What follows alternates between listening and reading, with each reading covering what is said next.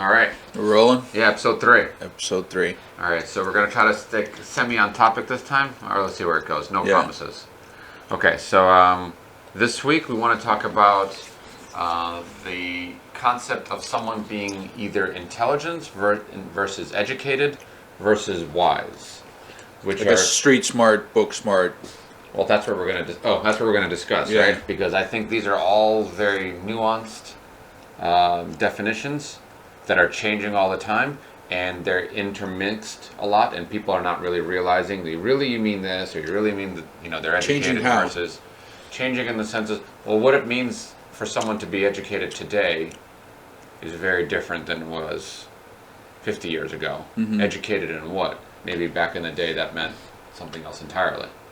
Sounds like people are actually stepping back from the education.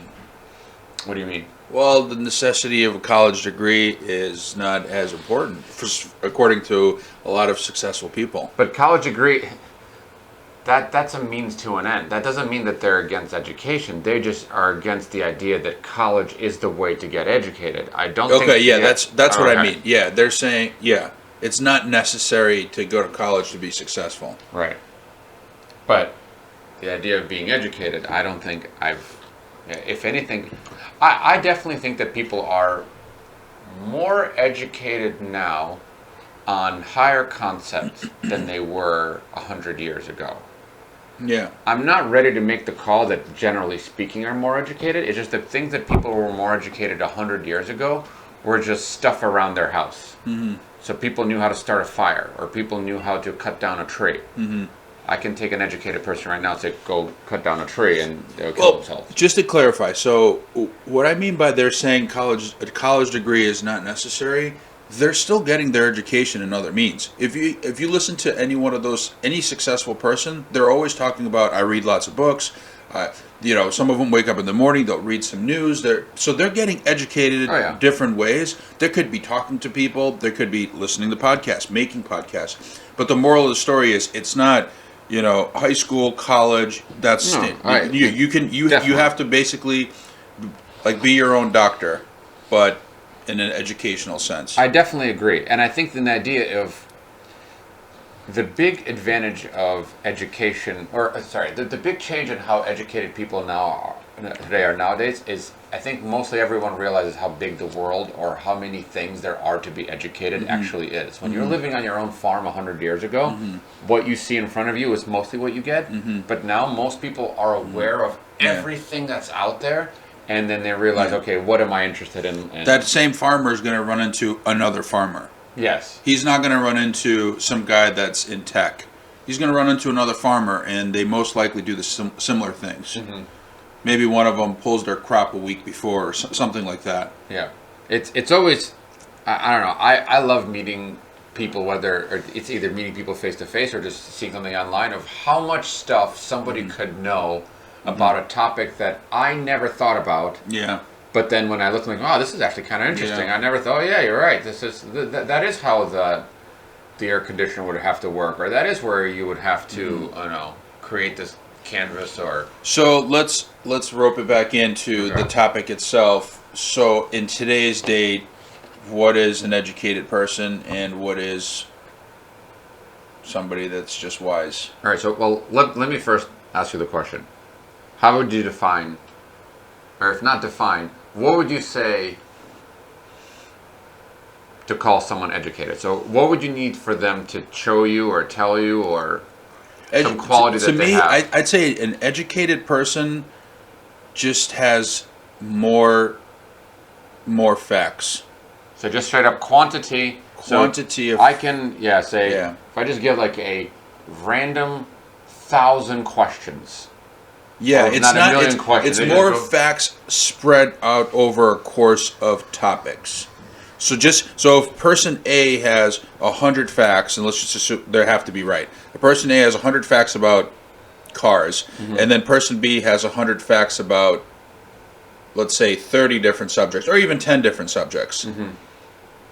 I would say person B is who we're saying. The person A would be like a professional, and person B would be the educated, because he just knows a lot about a lot. Let me just throw a monkey in the wrench there. What about someone who is ridiculously knowledgeable on a couple of topics, and not as somebody else. Yeah. Let's say like a world-renowned scientist Yeah. who knows everything there is to know about neuroscience, but is very uneducated in many other things. Would you call that person educated? Yeah, I would. Okay. Yeah, because it's not unlikely to assume that same person can be knowledgeable in other subjects. He or she just chose not to. Okay, so it's not just a mere like a random sampling of questions. It's just straight up how many pieces of information that Yeah. person holds in their head.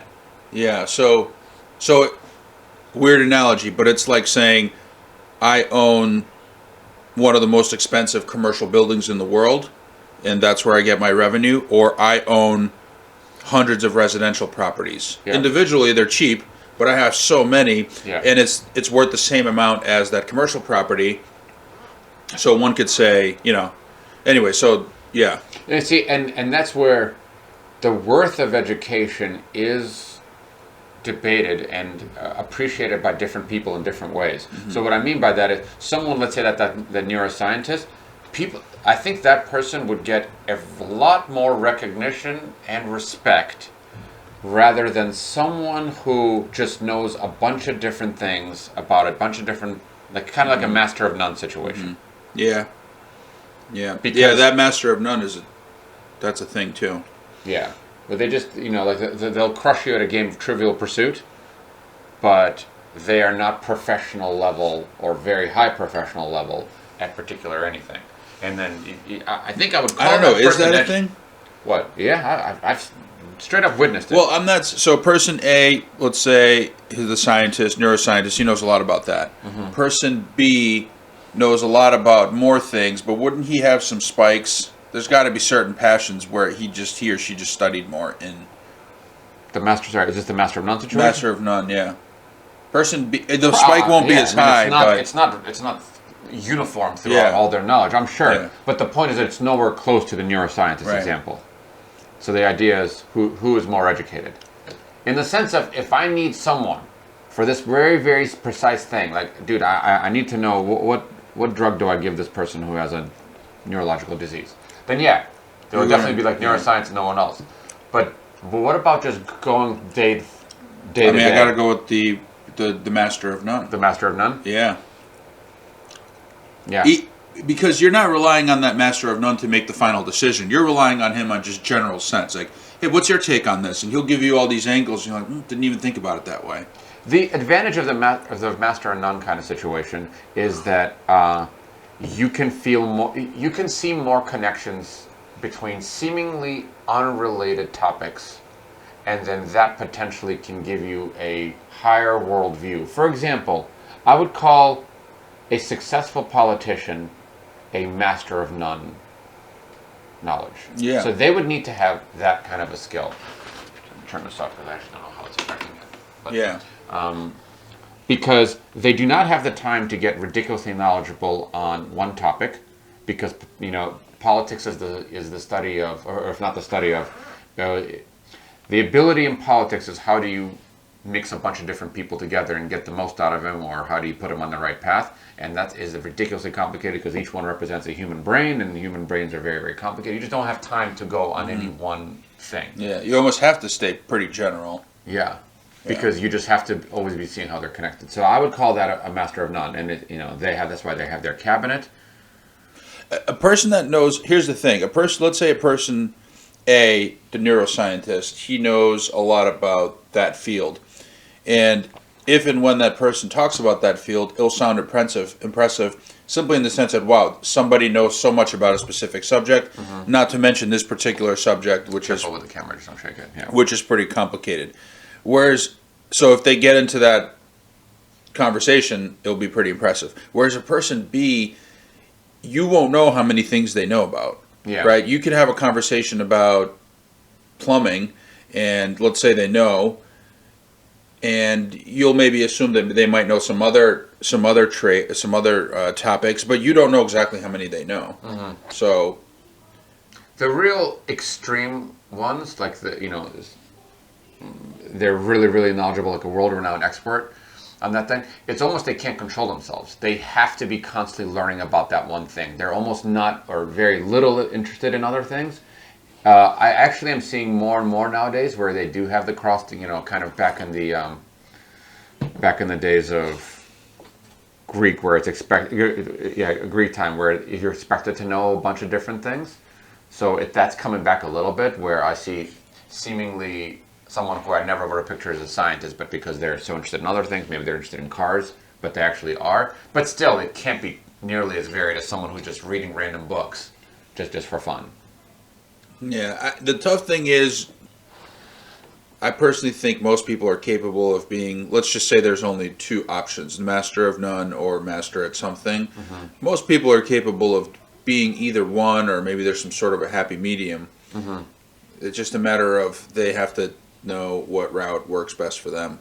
And that's actually really tough. Business owners are also a lot of master of none. They'll start to get more and more on whatever it is they're talking about, or whatever it is they're selling.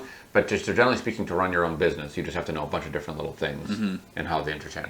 So I guess at the end of the day, it sounds like we're saying that even the ones that would highly value the neuroscientist maybe more, I think there'll be very clear situations where, like, if I need someone in the manhole cover with me, unless it's some sort of neuroscience field, like I want the master of none person, because who knows what's going to happen. Mm-hmm. And in a who knows what's going to happen situation, then I need the master of none, because that is better odds and some sort of success. Mm-hmm. This is speaking strictly through a utilitarian point of view on education, where I am getting educated strictly because I want to be prepared of whatever's coming, as opposed to some people just like learning. Mm-hmm. Not some. Everyone likes learning, even if they don't say it. You just haven't found whatever it is you're particularly interested in. Yeah. So that's changed probably in the last 20 years. Oh, what, the things you need to know? Yeah, I would think 20 years ago people wanted to be a master at something. Yeah. Because maybe that's what they were told that needs to happen. I can see an argument in both ways, because information... Would you say it's the same now? Do people need to be more specialized? Is that the question? Not even do people need to be. What does society say they need to be? Because that kind of sets the tone. I don't know. I don't know if there's a shift. 20 years ago, I think, wasn't there more of a tone to go to college as opposed to maybe 10 years from now, from looks like where it's headed? Probably. But again, you keep bringing college into it. I'm not even including college in the discussion of the whole education. It's just something people do. I don't even know how much they get educated in there, even though it was 20 years ago. I'm saying in the sense that society says this is where you need to, you have to do this in order to get somewhere. Just straight up, just a degree name next to your, a degree next to your name to say, Yeah. In the conversations of, hey, I want to have a house, I want to have this, that, the other in life, so people will say, oh, well, you probably should go to school. Through the utility point of view, in a sense of what you need to do to make money, again, even getting the college degree doesn't necessarily mean you got educated. And there's very strong arguments that you didn't. You just went in there, paid their money, and now this thing, and then a lot of employers just hire people with that, so you're just in the top 30-40% of the people who have a degree, and now you're just there. But that doesn't mean you're educated. Plenty of people who did not have it are far more educated than you. So it's almost a separate discussion entirely. What would you say is more impressive, the person A or person B? The one who succeeded without a college degree? Let's just say no college degree. Yeah. But they succeeded? But they succeeded. Definitely that person. Is just those people are rare. If they actually succeeded. Yeah. Yeah. They'll just be. Most of them will be not nearly as successful. I mean, just should look at the salaries of people with college degrees. Now, that doesn't mean that the other person is not any more useful or less useful. It's just society's deeming that college degrees are important, and companies will not even look at people who do not have it. Yeah. Maybe that'll change, maybe it won't. That whole hiring process of how we hire people for work is, I could say I know zero about it. I could say I know zero about it. I can say a lot of people know zero about it, even when they think they know literally about zero. What I know about it is so standard that I've just considered that knowledge to be zero. It's very tough to pick out the right person in the and I'm talking from both sides of the fence. I haven't applied for a lot of jobs in my life, and I'm horrible at that process. And I haven't interviewed a lot for somebody to work for the company I'm working for, or for me, or whatever. Neither one is easy. They're both so hard. I don't know anything about it. There are people who are, I think, good at it, are picking the right people, but I don't think those people themselves know exactly why they picked one person over the other. Yeah. So, and it's also, that's actually a different skill also, just to be in. See, I don't even know about that. So let's say you have a hiring manager. Yeah. Are there hiring managers out there that just pick winners every time? I'm sure it's not every time. Well, not every time, but More than the average. 80%. More than the average. It'll be more than the average. More than the average. But what's that number look like? Because if I'm 0, it could be as high as 70%. It could be that's pretty high. Yeah. I'll put myself at 10. It's basically random. We say, well, if it's random, then it's 50-50. 50-50. Yeah. Yeah, I'm putting it less. I'm putting it less because I think there's a science, and I don't know much about it, so I'm trying to figure out, hey, I saw this trade, I saw this, and I'm trying to piece it together, and I just don't think that's even right. I don't even think I'm looking at the right triggers. And I think those are the questions you should be asking. And those are the questions that I don't think enough of those people are asking, because they think, oh, they answered these questions. But well, what if they're just prepared for these questions? Mm-hmm. Yeah. So yeah, I don't know. But anyway, but going back to the educated. So if I were to bestow the title of this person is educated, it sounds like we're saying that I would bestow it on either one, somebody who just knows random stuff about a bunch of different things. Because I don't think you can do that without acquiring a more holistic view of the world that is a more complete picture than somebody else who's just so ridiculously specialized. This dude knows everything there is to know about cars. Put it together, take it apart, put it together kind of knowledge. But that is an opportunity cost. That means they couldn't spend time learning some of the other stuff. Else, yeah. So that's it. Once you take them out of that element, yeah, then they might be stuck. Yeah. So out of the 3 traits that we're looking to discuss today, I think educated is the one that I think is most affected by the time you put into it. Like, you can develop intelligence, but it's far harder than educated. What if you put time into it, but you're just a dummy? For educated? Yeah. Yeah. So let's say let's say IQ is lower. It'll take longer to accumulate facts, but still, it is very much dependent on how much time you put into it. So you're educated once you reach certain amount of knowledge. Yeah, probably. Not about time served. Yeah, there's a threshold, and of course, even that is difficult. If I were to take an educated person, let's say from 300 years ago, and put him into here, this person would look like a dummy. Sure. What's the story with IQ tests? How accurate are they? Is there a correlation with success or net worth? There is a loose correlation, and so basically, if you're somewhere between 100 and 140, there's a moderate correlation in terms of financial success. Okay. So if you're below 100, and especially if you're below 90, it becomes pretty difficult to accumulate money. I just, for a simple reason, always assumed that IQ tests didn't mean a whole lot, simply because nobody takes them. I don't know anybody that's taken them. Maybe somebody in passing has mentioned the range that I just gave you, between 90 and, let's say, 140, that is a lot. I think that's like 90% of the people. So that's not So that right. means, meaning so that you can be successful in anywhere in that range. But say that again? So you're saying most people will land in the 90 to 140? Yeah. Yeah. And that's I think the standard deviation is 15 points. So that means 66% of the people are between 85 and 115. So if you're lower than 85, it becomes difficult. But if you're higher than 115, there's not that much more that you're getting. So there's plenty of people who, let's say, have master's degrees or even PhDs that are hovering the 140 mark, but they're not as successful as people are at 120. And especially the extreme ones, the 150, they don't have to be anywhere. So it's just strictly financially successful. I'm still having a tough time comprehending why most people fall in that bracket. So it's just average. The 100 to 140? I mean, 100 is just the average. Oh, okay. Yeah, I misunderstood that. Okay. Okay. So then what's considered, I guess I really need to know what's considered like, 100 is average, so.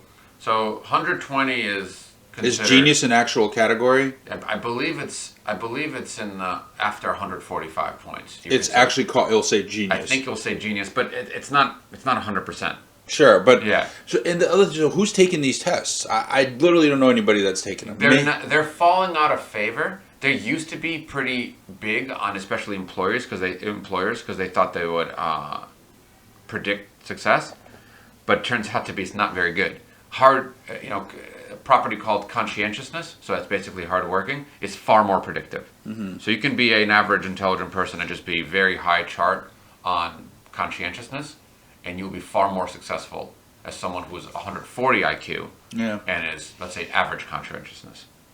So it's not as good in terms of straight up financial success. It's not that great. Yeah. You'll be in the above average category. If you're 120 between 140, so that's decently intelligent. That's considered a high intelligent person.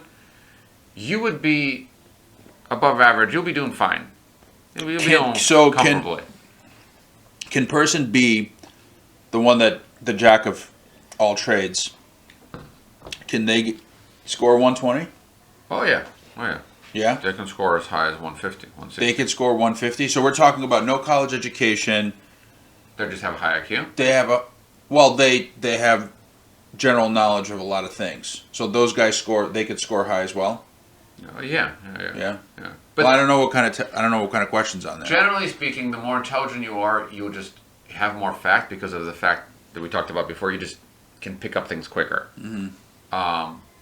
But that you can have someone who's intelligent who does not accumulate a lot of facts. I don't know what the questions are. Are they specific? Like, what year did this happen? IQ? The IQ test. IQ test has nothing to do with knowledge. Oh, okay. That's the point. Like they're very separate. Okay. They'll show you a picture of a Rubik's cube and say how many sides. Yeah, or they'll say like, well, what does it look like on the other end if you twist it around? Okay. Word association stuff. Yeah.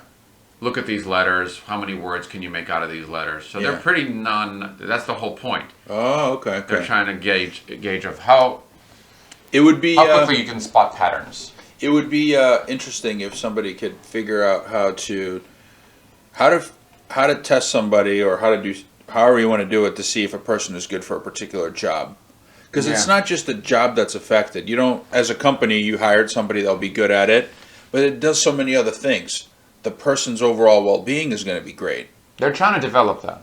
Like, for example, you know what I mean? Like Amazon gave them a task, to do some sort of financial analysis or do this coding problem. So they're doing that. But the military is still doing IQ tests. For what purpose? I think they're just trying to make sure I don't think they take people lower than 80. I'm not 100% sure, but at least that's how it used to be. Is it because they're dealing with people's lives? It's more that they said that they could not properly train them to do whatever task that they So they're not looking for who's smart. They're looking for we just don't want the real incompetent. Yeah, so it's not... I'm not 100% sure that they do that anymore. It seems difficult that they can't find a job for them, but I know that's how they used to do it. Yeah. Well, I mean, that's like one of the most dangerous jobs. I mean, you can put them in somewhere that's not dangerous. Yeah, but they're near a base. There's weapons. Yeah. There's stuff there. Yeah. They can hear something. Mm-hmm. Yeah, you're right. It's a dangerous gig. Yeah, it's more dangerous than other jobs. Yeah, I know a dummy. He was in the... he was on a submarine. He was scrubbing floors. Yeah. Yeah, but he's a trooper. I mean, he followed orders. And again, this is where the conscientiousness comes in. So that is a better predictor of success, of how hardworking you are. But the point of just straight up intelligence, if I were to define it, it's someone who can quickly recognize connections between things. It's about as general as a definition as I think that I would be. So learn math, everybody. That's it right there. So in the sense of getting more intelligent, which is far harder to do than getting more educated. More educated, just read. Listen to other educated people talk. Intelligence has a very strong connection to genetics, and not hereditary genetics, but just a time of birth. But you can still train yourself to become more intelligent. It's a lot harder by just doing tasks that exercise your brain. Everything from crosswords to What exactly does that look like to exercise the brain? I don't know what that means. More blood flow? exercise your brain is to like what's happening in in more layman's term. More connections between the neurons. So you create more connections. Yeah, they actually can confuse in there, and then just your network becomes more interconnected.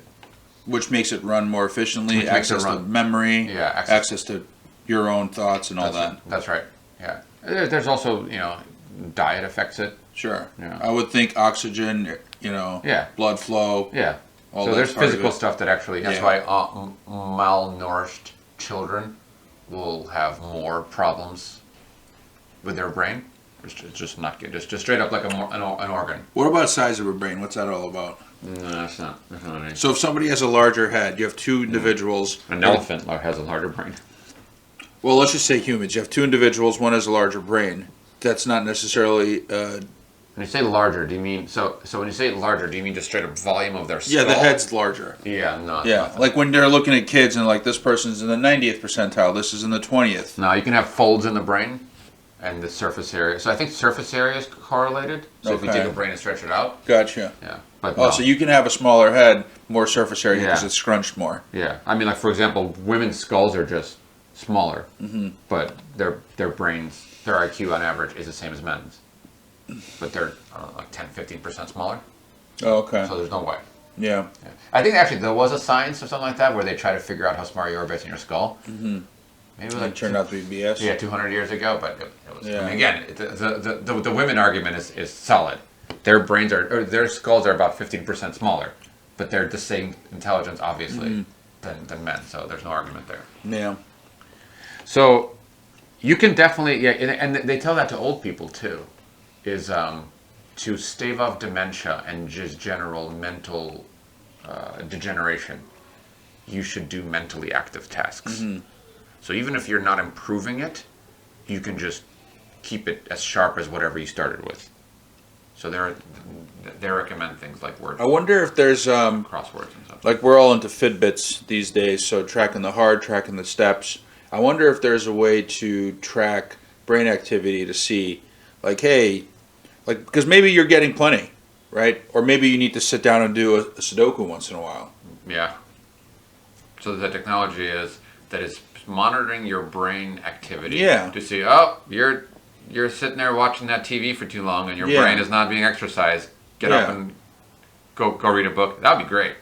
I don't know how difficult that would be because it doesn't even need to.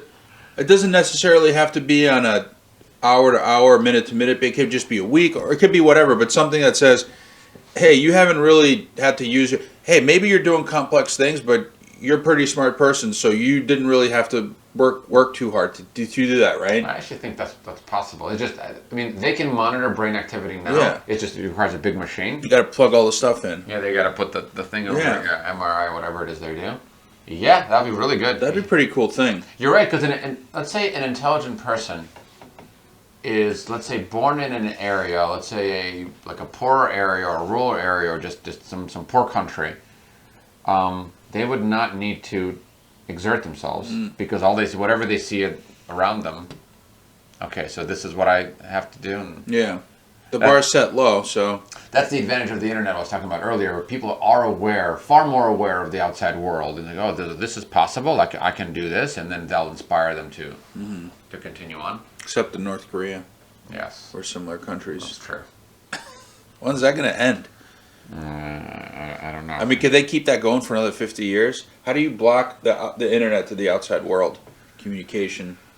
I do not think that you need to block the internet to outside world to continue what they have. China does block the internet, but nowhere near as much as North Korea, and they have a pretty tight control of their populace, and they can potentially keep on going.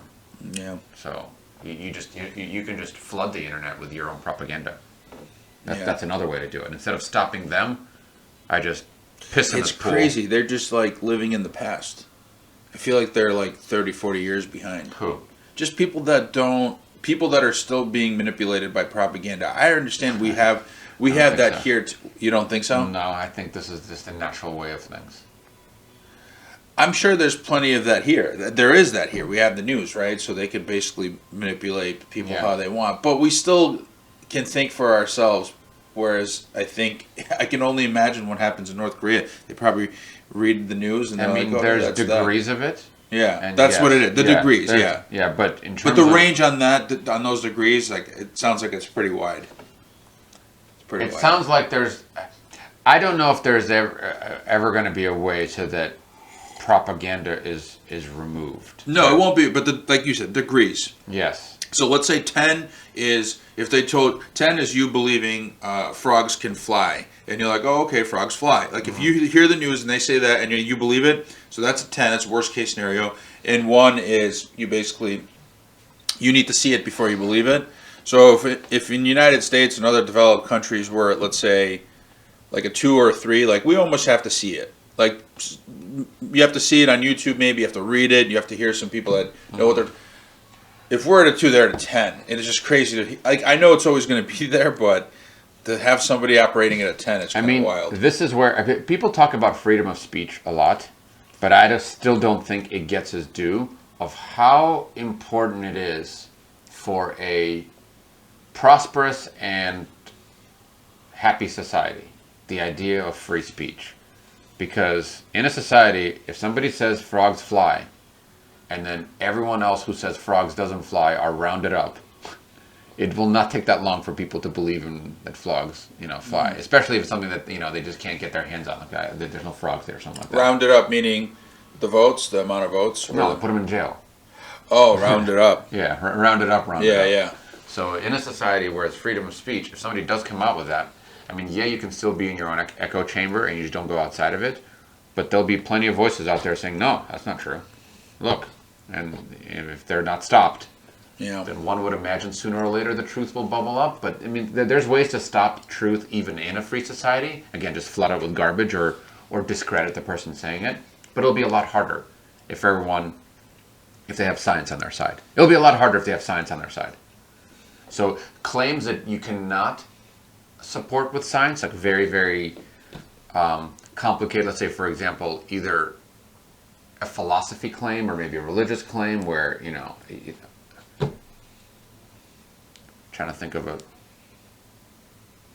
I don't know what I'm doing right now, but something that you don't have directly quantitative metrics to say that is clearly wrong, then those will argue about, but everything else they'll sooner or later science will take care of. They'll prove it one way or another. Yeah, it's interesting. Excuse me. You're not on social media, right? You don't have anything.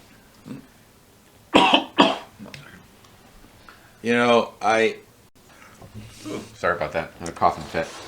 Yeah. No, I'm not on any social media.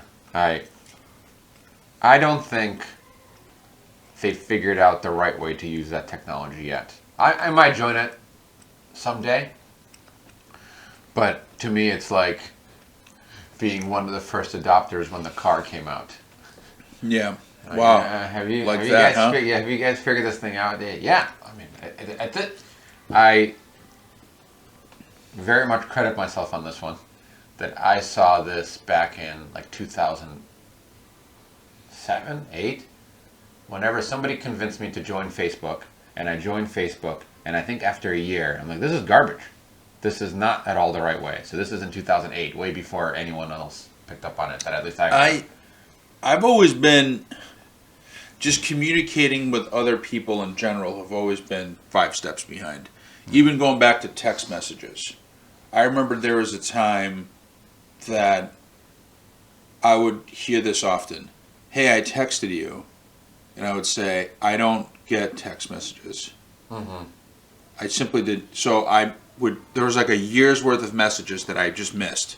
Yeah. And I don't even, I'm going to assume they didn't get a notification that I did not receive that message. So there's nothing that says. There was no receipt confirmation. Yeah. So, and then I remember I had AIM, the text messaging through AIM. Yeah. And I was on there for a bit. That was while I was in college, and everybody was on MySpace, and I was very late to that. Late meaning like 2 years after everybody started, I started, and then the transition to Facebook also was late. I tried it. I had it for a year. Which one? Facebook. Facebook. And back in 2006, 7, something like that. And I remember very quickly thinking, this is not only a waste of time. I thought that it's rife with psychological problems that people could develop if they're on this. Yeah, there's a lot of bad. There's some good. I like looking at the pictures.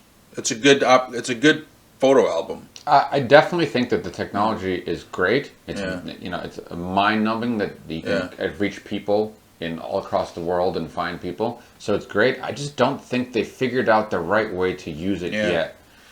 Yeah, there's a lot of bad to it. That's for sure. Yeah. So I don't have Facebook. The only one I have is LinkedIn, which is mandatory by my job. Yeah. I mean, I can technically turn it off, but I think I would hear it from a lot of people. So, but I'm not active on it whatsoever. I don't post. I don't do anything. Let me say this for it. It has a high ability to distort reality for you. So if you are on there, it is very easy for your reality to get distorted because everything from the algorithms of Facebook to show you what you want to see rather than what do you mean by reality? Like it's not really what you think it is. Yeah. To mess like, up. can you give an example, just so it's clear? Are you talking about as simple as some person posting and it looks like they're having a great time and everything's good? Let's sure. Yeah. How about that? That's a very simple example. Yeah. So you're looking at other people and you think that their lives are amazing, which I think is a pretty well-known thing. A lot of people say this. Like, it's not. It's even worse. Like, so people know that what you're seeing is the best of somebody, or even more than what they actually are. Yeah. But then they're doing the same thing, most likely. So because whoever's posting on Facebook can clearly control what they put on there. Mm-hmm. So they're going to change it up, touch it up, and so on. So that's a chance for you to distort reality. You don't have a chance to, in the real world, just whatever comes out, comes out. You don't have a chance. So when I'm, let's say, teaching in front of our class, whatever I say comes out. I don't have a chance to edit it. In Facebook, you do. So that's one. Two, Facebook will show you exactly what you want to see, because Facebook's job is have you stay on Facebook. So that means if they show you what you want to see, then you will stay on Facebook. Mm-hmm. So that means, let's say I believe X, then Facebook will show me things that's supporting X, and then just take out all the stuff that makes Facebook X. Doesn't care whether what you want to see is good for you, bad for you, is even correct, factual. Yeah. They don't give a shit. You want to see X? Don't worry, we got you. We'll see plenty of that, and we'll show you others. Yeah, it's more than that. It's very sophisticated in the sense that not only will they show you what you want to see, they will show you things that you want to see that will make you want to go to the next thing you want to see. They're that good. So they're almost controlling the next one. Yeah. So they figured it out. Okay, if I show them this, that is far more chance that they're going to. So they use that for sales too. Yeah. So that means if you're spending a lot of time on this, again, reality distorted, and I never want my reality distorted. I want to see what is. Well, there's a lot of politicians fighting against Facebook. Yeah. I see the YouTube videos, and these guys are really good at deflecting. I think they're fighting it for a different reason than I would start it. I think they're fighting it because they're realizing that they can't use it as well as they did before to get people to see their ex. Oh, I see. Why is that? Other people have caught on to it and are using it. A lot of people caught on to a lot of things. Yeah, they're also going that those Twitter and Facebook can actively go against politicians now. So if they don't like a politician, whereas before the politician would use the Facebook and maybe pay them money to get it, now Facebook can actually choose the politicians that they want. Yeah. They can choose whatever they want. Yeah, which is a big deal. I mean, they're essentially a voice in everybody's ear. Because they're not a government control entity. They're a privately controlled entity, and therefore do not have to worry about the same stuff that the government has to worry about. Yeah. Kind of like, Yeah, like the government can't operate as a business, because then we would, let's say the U.S. Post Office, that's a government controlled entity. If it was operated exactly like a business, people that are living on top of the mountain or something like that, very rural place, I just won't deliver there. It's not worth it for me to go there for the same 30 whatever. Or 40. Well, you can charge them a higher premium. Yeah, but that's against the government way. You cannot. Well, they charge for higher rates for distance. Post office does? Yeah. Same stamp. Anywhere in the 40 US. is it 40 cents anywhere in the US? Yeah, anywhere in the I US. see. Yeah. I guess, for a letter. Yeah. So, and that's a big comment. Like, let's say a child who is more difficult to educate, you're not going to cut that child out. Right. You have to try to educate that child. Yeah. Whereas if it's operated as a business, guys, it's just not worth it.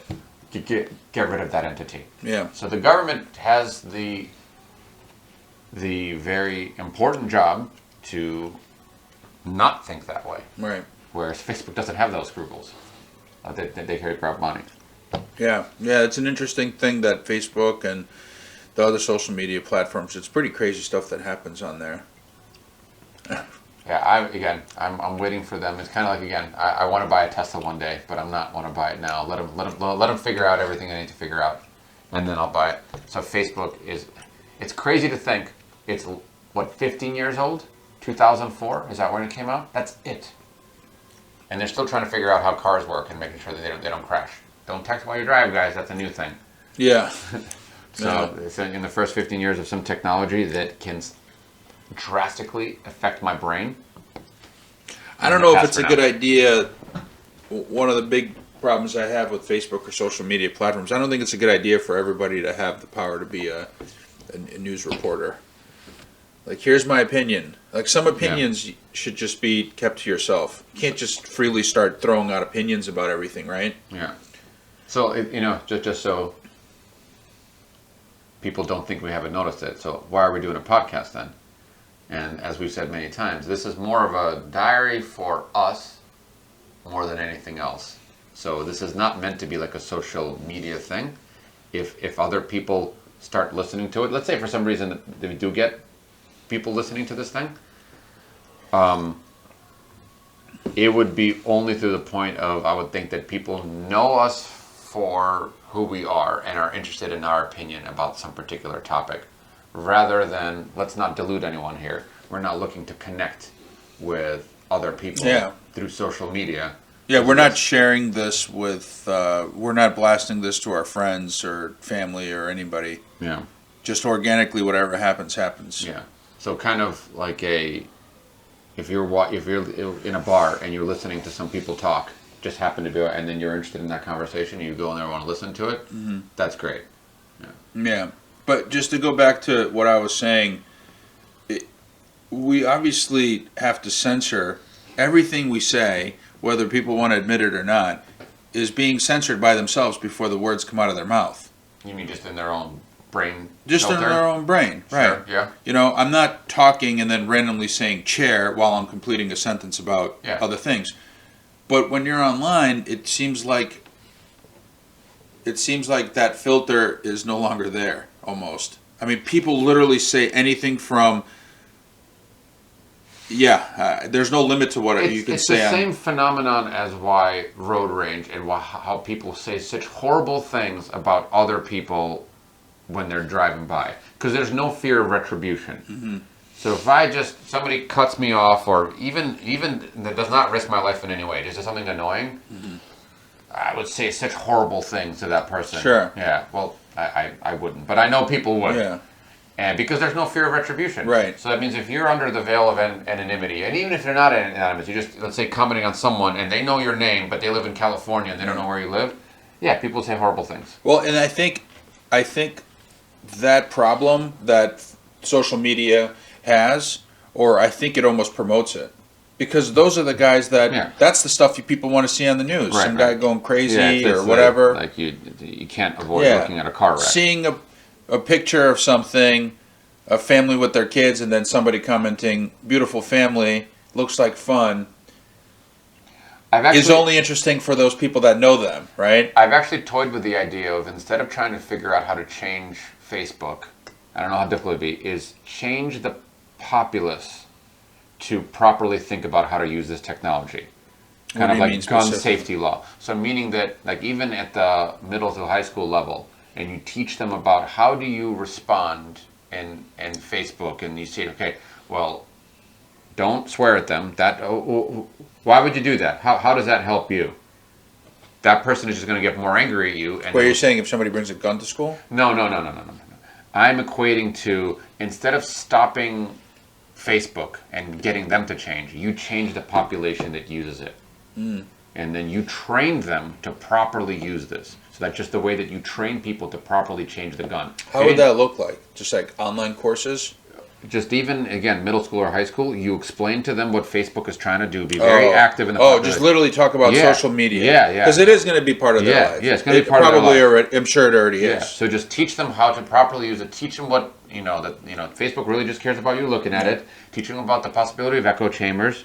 And just really, really teach the population of how to properly use it so you get the most out of it. There's social media platforms that target the companies built. They're targeting a certain demographic, which is like 6, 7, 8-year-olds. I'm not exactly sure. Don't quote me on that. Snapchat. I don't know. So Snapchat targets. I might be wrong here. Am I thinking of them or somebody else? But anyways, I think it was Snapchat. They were targeting a younger generation, and with the hopes that once they get of age to be a consumer, that's when they can start sending them advertisements. You don't even need for them to get at age. Those kids have parents. Parents have money. Well, I think they were getting them at like 6 or 7. Okay. I don't know if it was Snapchat. Maybe it was one of those. They have commercials for like little toys. Sure. Yeah, but I think it's a great idea. Just like basic finances, like that's another topic that I think more and more people talk about now. Like, hey, nobody ever taught me how credit cards work. Yeah, but how many times have I heard somebody say, "Oh, I don't use credit cards because I don't want to pay their fees." Right? Just basic things that's totally wrong. You won't pay them if you pay on time and in full. Social media should also be like it's going to be part of your life. It has world permeation at this point. It's permeated everywhere. So so that was a potential solution. You just actively try to teach them how to do it and teach them for people to spot you can also Roman and I played Dota. You can also boot people.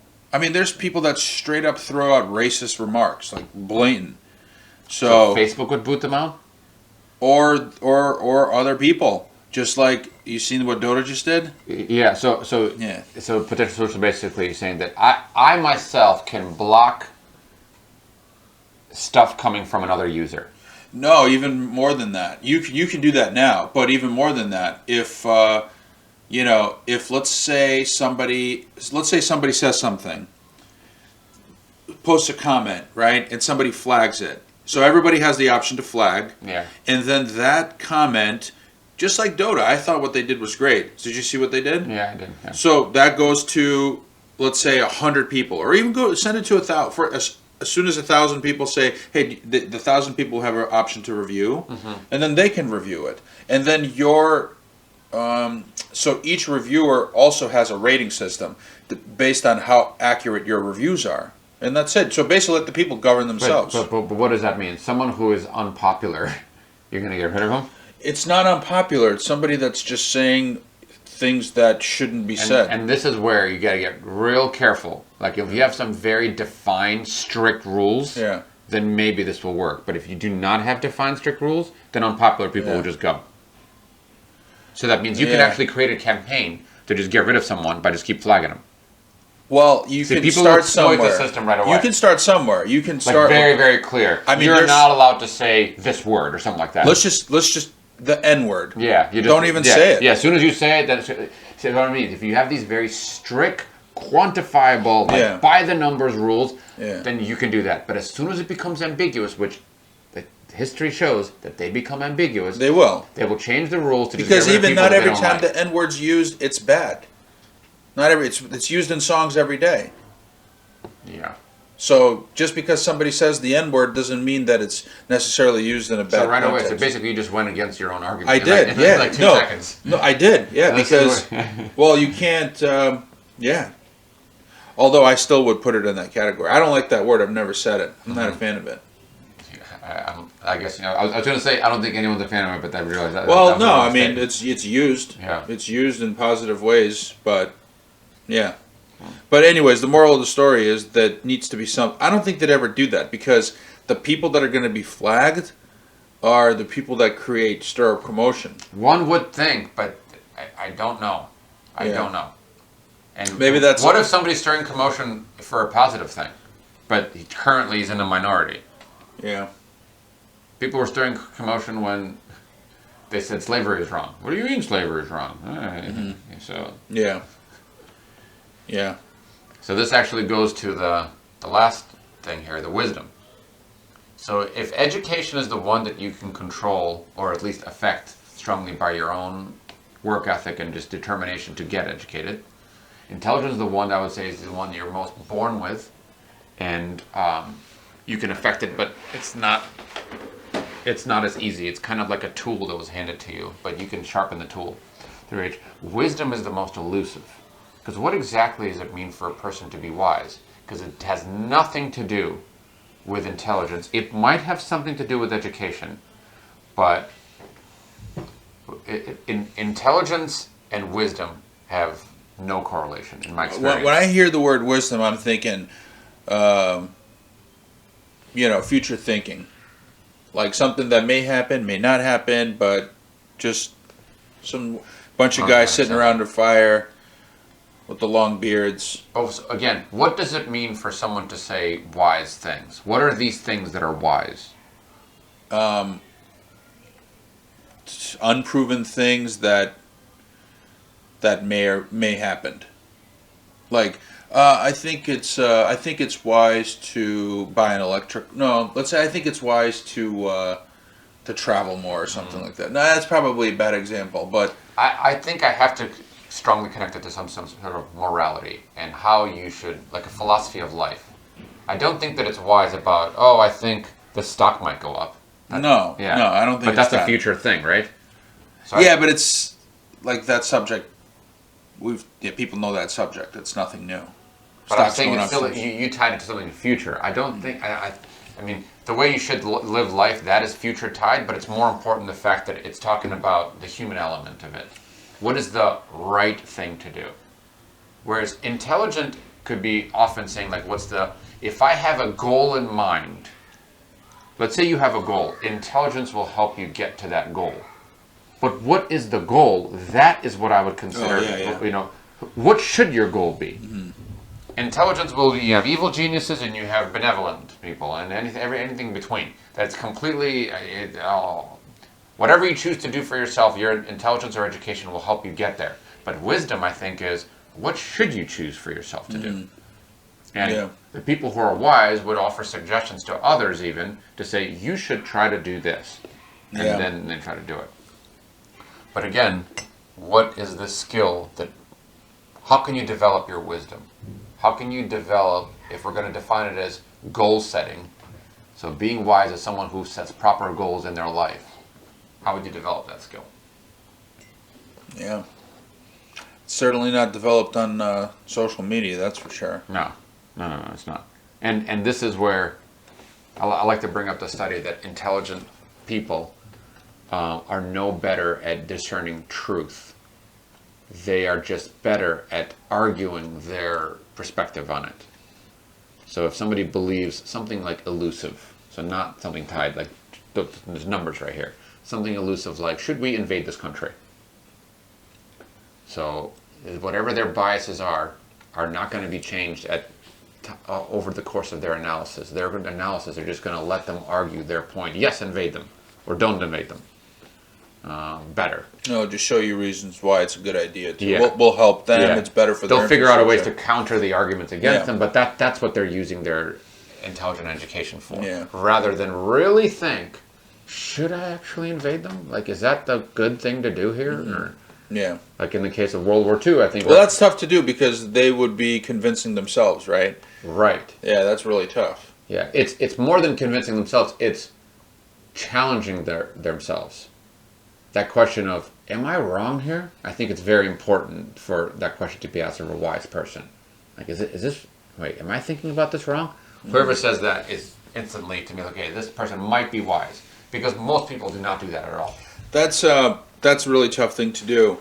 I'm fortunate enough where I've done this when it comes to work or my organizational skills. If something is, let's say I get a bill and I forget to pay it somehow, and I stop and I think, how the hell did that happen? You get those credit card fees you're talking about. Yeah, I've never paid one. I have one on my desk. I'm not going to pay it. I will get it reversed. But it was I got a bill for a credit card that I opened. It was at Home Depot. It was one of those, open this up, get another $50. So I said, okay. And the bill came in, and I just haven't addressed, I let my letters stack up more than they normally do. So there's nothing really to learn there. It's just, I just let it stack up too much where usually I just won't. But when those things arise and something happens and it wasn't accounted for, you need to think, what is the protocol I have for this procedure, and how did that happen? How did I let this fall? How did I forget to pay this bill, or how did I forget? This sounds to me like an efficacy of your own just day-to-day activities. How do I be efficient in my day-to-day activities? Is that wisdom? No, it's not necessarily efficient in it. Whenever you have an issue pop up and you didn't have a protocol for it, you have to acknowledge that, hey, there needs to be a protocol for this, and so this doesn't happen again. Or maybe you don't care that it happens again, so then don't change anything. Just let it happen again. That's fine. But yeah, it's because some people will just, oh, this happened, so what? And then they just pay that bill or whatever the hell it is. They forgot to do something, and they just do it later. You know what? The more I think about it, so maybe it's not the things that most people think about. Oh, that person is wise, but that is a characteristic of wisdom where you analyze a past, let's say, chain of events, and then you think about how can I change this chain of events if I really, because most people just follow their procedure in their head. So here's the thought process when a mistake happens in my day to day. All right, do I care if this mistake happens again? No, then just don't do anything. Just keep going on with your day. If the answer is yes, then you think, well, what procedures and protocols do I have in place so this doesn't happen again? And maybe there's a fault there somewhere because look what happened. And the thing is, you have to find the fault in yourself. You have to find the fault, and which is hard to do. That, I think, is the potentially primary characteristic of a wise person, is that they can find that fault and actually try to change it. Yeah. And when I say fault, so you're talking about this bill situation, but I would say more in a morally situation. For example, let's say the driving example. And then somebody cut you off, and you react violently. And actually, sometimes people just start driving aggressively. Like, dude, you're endangering your own life because of how angry you are. And a person who is on their way to wisdom will analyze that maybe in a calmer state and say, why did I do that? What can I do to stop myself from doing that? Triggers. That does not help me at all. That person is still driving. I didn't stop them. I endangered myself and my family with this is clearly wrong. It's tough to do because you can acknowledge the situation. Let's say now you're driving, and you're thinking, why did I just get so pissed? Yeah. But it's still hard to have that thought process because your brain's like, oh, it's because this asshole almost ran you over or something. Yes, your brain is constantly trying to say, no, you were right. You were justified in your instinct. Yeah. That's your brain. Your brain is mostly instinct. Yeah. But I actually think this is the rarest quality. Educated, intelligent, and wise. I would bestow wise far rarer than any of the other two. Yeah. There's got to be a strong correlation between the more educated you are, maybe the less wise you are. Because if you have all I don't know if that's true. No? I don't know if that's true. Because you can fight. Yeah. You're having that thought process. A smart person's like, well, here's why I had my road rage. Yeah. It's because of this and this and this and this, and your brain's like, yeah, dude, you're right. That's a lot of good points. I've already made the claim that intelligence and wisdom don't have anything to do with each other. I don't know if education and wisdom, because what if you read a story about somebody else being on road rage and they killed their family or something like that? So maybe education. I think education could be both. Could be both ways, though. I think intelligent could stop it actually. Intelligent is actually potentially might resist you from changing in these kind of situations more because you can come up with really good arguments of why whatever you did is right. Don't change. Yeah. But, when you're thinking of traditionally... You have road rage? Not anymore. I used to. Yeah. I really don't. I don't know if it's a subconscious training or active training. I just smile. So I do the smile, and so it could be anywhere from literally nothing. Like if you're a passenger in my car and something happened, and I will do nothing to the point where my wife would look at me and say, like, did you see that? Because I see no response from you. Yeah. So it could be anywhere from that to the worst. I would say is I'd look at me like, what the fuck? Like, yeah. I get annoyed. That would be the worst. Sometimes I get annoyed if somebody really cuts me off right there. Yeah. And my favorite is when they cut me off and immediately slam the brakes because there's cars in front of me. Yeah. It's like, how did you not see the cars there? Yeah. What was the point of that? Yeah. What was the gain? So I get annoyed, but no, I don't. I don't really get angry anymore. I used to get really angry. Yeah.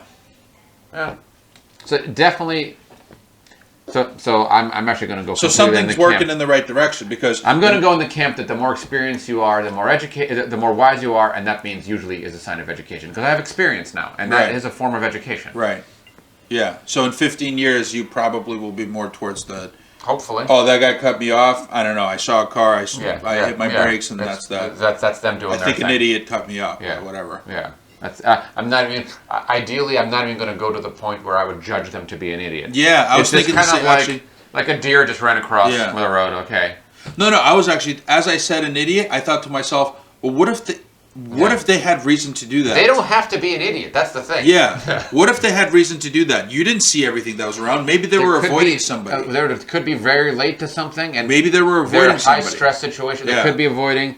I mean, even if it could be so many things. Somebody's just trying to get in there. Yeah. They might just not have the right mindset because they're so under stress and they're not thinking like, dude, this is not even helping me to do this. And if anything, it might hurt me because now people start to drive slower around me because they're afraid of the way I'm driving. It's really a moot point. I mean, what, 10, 15 years? And there shouldn't be any accidents really at that point. There's still going to be road rage though. So people will find their way. I guess. Alexa. Twitter. Ram into that car. Yeah.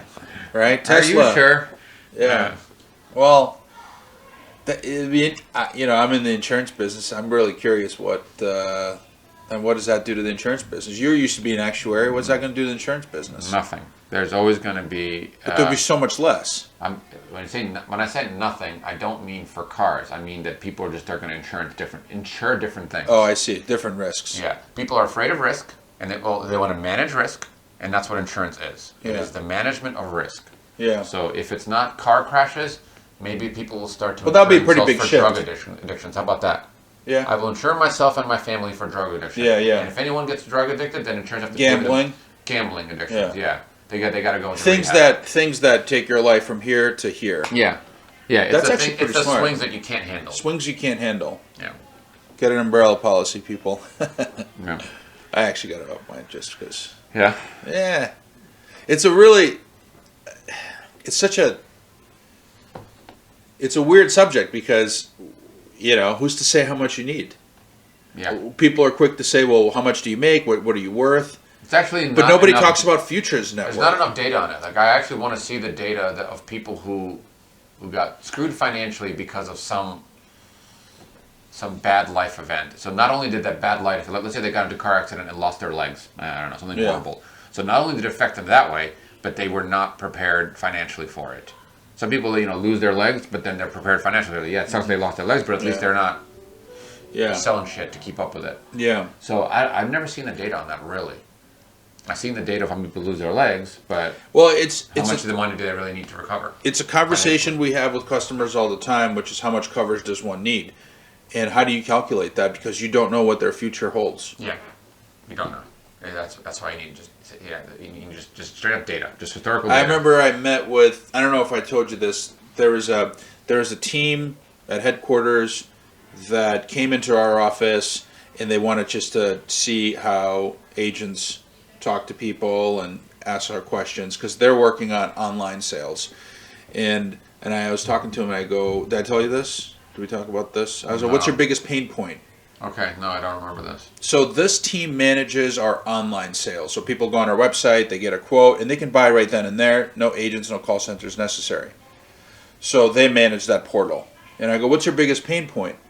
because the conversion rate's ridiculous. Like 80 million views a year. What's the conversion rate? 1%. Yeah.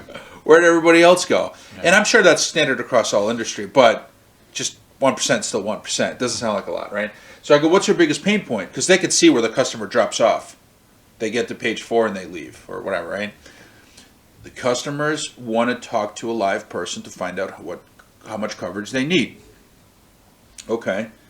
I go, that's the wrong... So at this point, I think I have 2 people standing in front of me. I was talking to one, and another one walked over, and now I'm talking to both of them. And I go, that's the wrong question. The question is, do you know what those coverages, do you know what liability coverages mean? And at that point, one of them called another one over, because this is like, hey, you probably want to hear this. I go, you can't. They're like, do you know how much coverage I need? Do you know how much coverage you need? You don't know how much coverage you need. Is it 2 million? Is it 5 million? Because if I told you need 2 million and you cause an accident that's 10 million, all right, cool, you're covered for the 2 that we talked about. What are you going to do with the other 8? You're done. 8 million? That's a game you're done.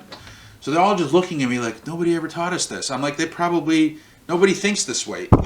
Agents in my office, nobody thinks that way.